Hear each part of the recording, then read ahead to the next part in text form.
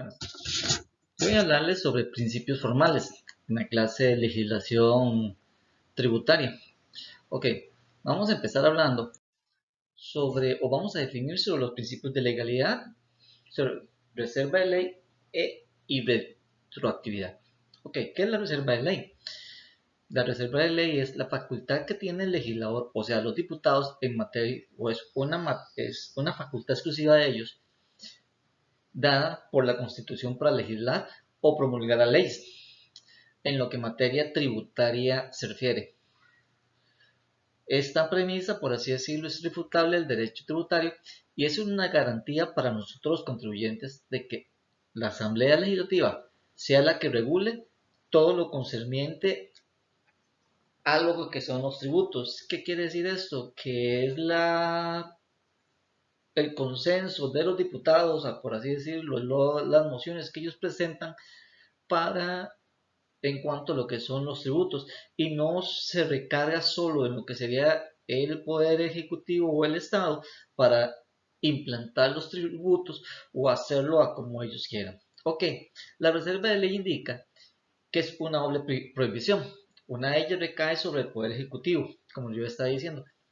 Ellos no pueden regular exclusivamente lo que es materia tributaria o impositiva, y por otra es la prohibición que la otra prohibición es sobre la Asamblea Legislativa, la cual no puede delegar sus funciones. O sea, la Asamblea Legislativa no puede entregarle sus funciones de legislar al presidente o a otra comisión o a otras personas, sino es única y sencillamente ellos los encargados de hacerlo. Ok, esto proviene de los principios inherentes a la separación de poderes. O sea, ningún poder puede hacer el trabajo del otro, por así decirlo, o interferir en el trabajo del otro. Ok, ¿qué es retroactividad? Ok, esto es lo que nos produce a nosotros los contribuyentes la confianza al permitir o proveer objetivamente normas que aplican a su situación. Ok, fija las reglas del juego y brinda conocimiento respectivo y la certeza sobre la normativa vigente. Tiene la seguridad jurídica como conocimiento o certeza del derecho positivo. Trae confianza a nosotros los ciudadanos en las instituciones públicas y en el orden jurídico y vemos la posibilidad de que todos los efectos se derivan de la aplicación de las normas. ¿Qué quiere decir esto? Nos produce a nosotros la confianza de que está establecido las leyes para beneficio de nosotros o para traer beneficio a nuestras vidas. Ok, podemos decir que hay diferencias entre el principio de legalidad y la reserva de ley. Ok, vamos a ver algunas. El principio de legalidad reconoce la capacidad de la administración pública para dictar normas jurídicas, o sea, es una potestad reglamentaria. También la administración no es únicamente la ejecutora de leyes, sino que también es la fuente de normas autónomas, o sea, la administración, por así decirlo, el Estado, es la que promueve las leyes y la ejecución de las mismas. Y en cuanto a reserva de ley, podemos entender que está ligado al Poder Ejecutivo. O sea, como vimos, esta es una exigencia constitucional del Poder Legislativo para que legisle sobre determinadas materias y que esta normativa tenga contenido mínimo y esencial. Ok, se dice que estos dos principios, por así decirlo, son mandatos de optimización, como normas que requieren que algo se realice a la mayor medida de acuerdo a las condiciones jurídicas reales existentes. Esto quiere decir que fuera de las condiciones jurídicas o legales no se puede hacer nada, o sea, no puede que se saquen de la manga algo que realmente es inconstitucional o antijurídico. Ok, los principios materiales están relacionados al contenido de las normas tributarias. También podemos mencionar que los principios de generalidad, igualdad, capacidad contributiva, no confiscatoria, progresividad, si no es por ley, no se pueden crear nuevos tributos. O sea, solo por ley se pueden crear nuevos tributos. Y esto quiere decir que todos tienen que ir a la corriente legislativa. Ok, 5 garantías del principio de y retroactividad que tenemos. O sea, Número uno, se justifica basado en el principio de seguridad jurídica. O sea, tiene que haber un principio constitucional o legal para poderlo hacer. Trata, como ya lo vimos, trata de darnos confianza a nosotros los contribuyentes, previendo objetivamente el marco normativo, o sea, las normas establecidas aplicables sobre una situación. Lo vemos con lo del COVID, ahora la ley que se está discutiendo para la reducción de jornada laboral, eh, o sea, por la situación que estamos viviendo. Y también brinda conocimiento y certeza sobre la normativa vigente, o sea, nosotros los contribuyentes podemos buscar la información y ver la certeza que tiene sobre lo que va o la normativa que hay sobre tal impuesto.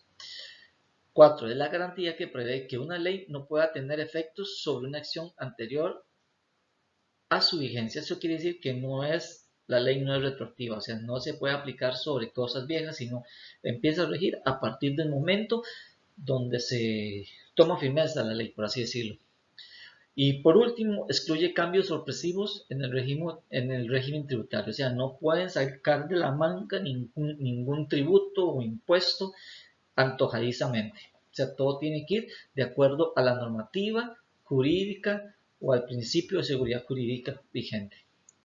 Ok, ¿qué podemos ver? Digamos, con respecto a la situación producida por el COVID. Ok, eh, hay mucho que podemos entender, digamos, hubo varias reglas como la asignación de fondos para el bono proteger, los empréstitos que hizo para igual salvar eso, la ley que tenemos de la disminución de la jornada, eh, de la jornada laboral, pero esto al ser una situación de emergencia, tanto el gobierno central como el poder legislativo, perdón, tuvieron que actuar en procura del bien común.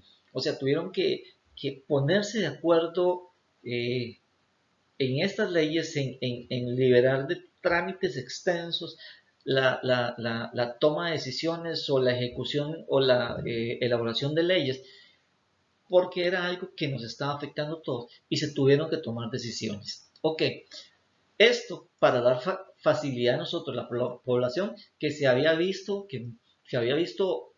perjudicada de los recursos, de las medidas que pudieran paliar la pandemia. Okay.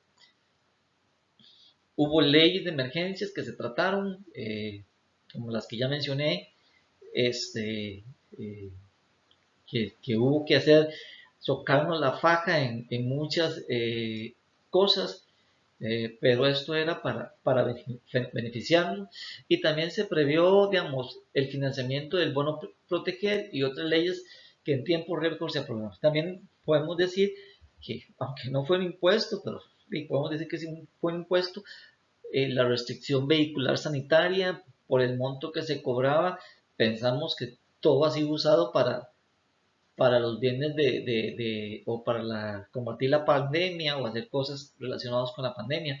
También la construcción del SEACO, por así decirlo, todo eso fue producto de una decisión que se tomó a raíz de la situación que nosotros estábamos viviendo y que era algo que ocupaba medidas urgentes. Ok, también dice que investigue cómo se relacionan estos principios formales con las municipalidades en los artículos 170 y 121 de la Constitución Política de Costa Rica. El 170 nos habla que se ven las potestades de obligación que por ley las municipalidades tienen. Además se menciona que son autónomas, pero su financiamiento proviene del Estado. ¿Qué quiere decir esto? Que aunque la municipalidad es autónoma y tiene sus propias leyes, por así decirlo, y puede ejecutar sus propios reglamentos, todo el financiamiento que proviene de las municipalidades corre por cuenta del Estado. Cada municipalidad tiene que hacer su presupuesto anual y en eso contemplar la ayuda que le produce el Estado. Sí quiero hacer la salvedad que hay momentos donde la municipalidad, para un proyecto específico, para una situación específica, en sus patentes puede cobrar un adicional o un impuesto adicional para los fines, como por así decirlo, poner cámaras en los barrios y que no están contempladas en el presupuesto que da el gobierno, entonces la municipalidad en las patentes cobra eso o lo adiciona al cobro de eso. Ok, el artículo 121 se nos habla de las potestades que tiene la Asamblea Legislativa y sus respectivas obligaciones. O sea, es el que manda todo lo que tiene que hacer, el poder que tiene y hasta dónde va a llegar la Asamblea Legislativa en la toma de decisiones. Como vimos, los principios formales están basados en mandatos de optimización, o sea, de optimizar todo lo que se hace, como las normas que requieren que algo se realice en la mayor medida posible, de acuerdo con las condiciones jurídicas reales existentes. Por lo cual, es la Asamblea la responsable de establecer las leyes relacionadas, como vimos, no es transferible, no se puede quitar, ellos son los obligados de las leyes con todo aquello que tenga que ver con el componente municipal. O sea, la municipalidad depende exclusivamente de lo que haga la asamblea, si hay un proyecto, si hay un proyecto de ley que beneficia a X municipalidad, tiene que ser tramitado por la asamblea legislativa. Tampoco es, aunque sean autónomas, dependen de la ley que vimos o de la reserva de ley que anteriormente observamos.